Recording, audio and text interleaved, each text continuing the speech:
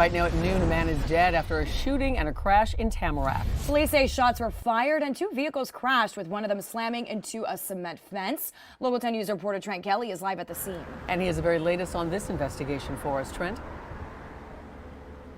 Yeah, that's right, guys. We do know that all of this began with a 911 call overnight about a possible shooting and crash right here along Tamarac Boulevard behind me. The force of that crash sending one of the cars straight into a 6-inch thick concrete barrier wall that you see right there. That wall blocking off a home's backyard. The car involved coming so close to going into that home's pool, while detectives say the driver of the other car involved later took off from the scene. An overnight shooting leading to a crash along Commercial Boulevard in Tamarac, sending one car into a concrete barrier wall inches away from a backyard pool. It all happened around 2:15 this morning when Broward Sheriff's deputies responded to the corner of Commercial and Northwest 64th Avenue for a reported crash and shots fired call. Once there, deputies found two SUVs that had collided, with a man dead inside one of them. The driver of the second car, they say, was already gone from the scene.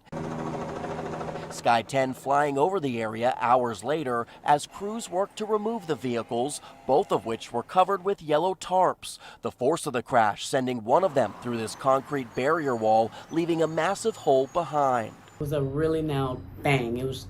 It just shook the house. The impact felt by neighbors, some of whom later went outside to see the damage firsthand.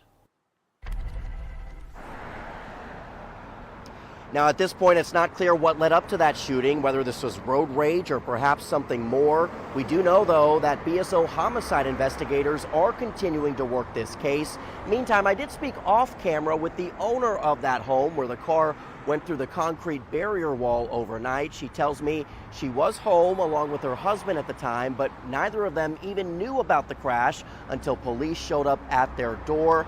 As you can see behind me, work now continuing at this hour to board up that hole that was left behind.